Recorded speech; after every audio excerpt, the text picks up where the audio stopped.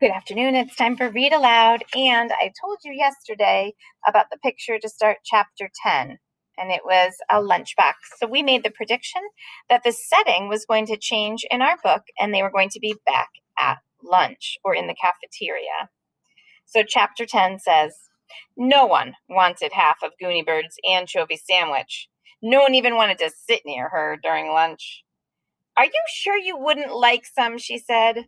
Last chance. Kiko? Not I, said Kiko. Nicholas? Not I, said Nicholas. Barry? Not I, said Barry. Trisha? Not I, said Trisha. The children began to giggle as they all went around the table, answering one by one. Gooney Bird tied on a new bib. Well, she said, in that case, I'm just going to eat it all by myself. She took a bite and said, yum. We told the story of the little red hen, Chelsea said. Cluck, cluck, cluck.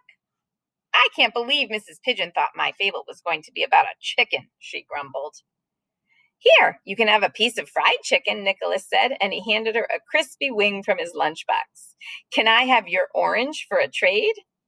Chelsea considered that. Ooh, okay, she said, and handed him her orange. She bit into the chicken wing. Nobody would eat a chihuahua, she said. None of our fable animals are edible. Bear is, Beanie pointed out. Some people do eat bear. Yuck.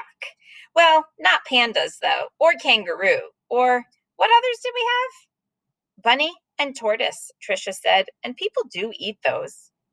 And bison, Barry added. Bison is a very healthful food. You should eat bison burgers instead of hamburgers. Less cholesterol. Nobody would eat a flamingo, Felicia Ann said. I think it would make you sick. How about a T-Rex? Asked Ben.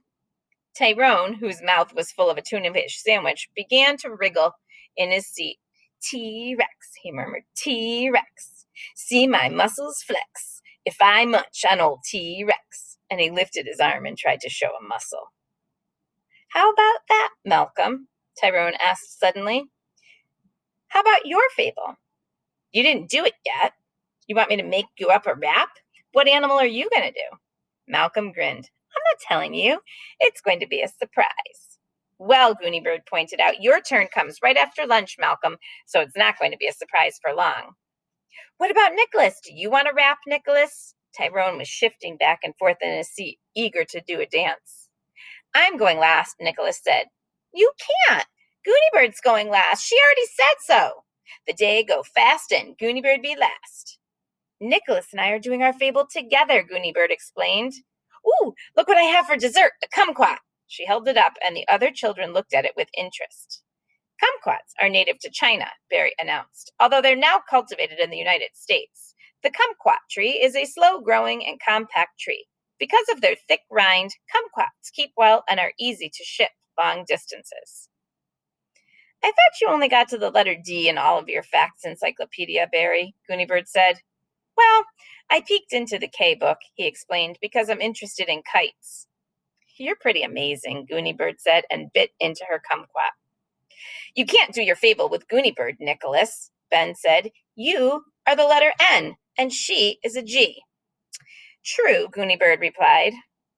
She grinned at Nicholas, and Nicholas grinned back. Me and Gooney Bird have a surprise, he said. Gooney Bird held up her finger just like the teacher, and Nicholas said, Gooney Bird and I have a surprise. And then he surprised everybody and started a chant. You and I, me and you. We got a surprise, oh yes we do.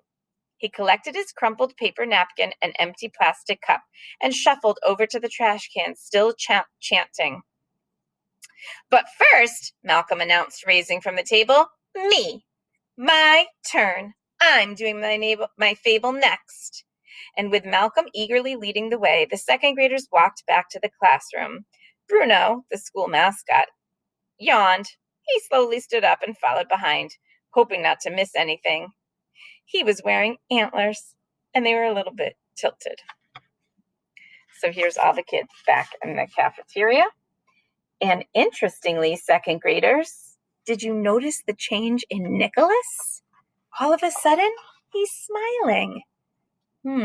I wonder what the surprise could be. Maybe we'll talk about your predictions on Thursday before we read the next chapter.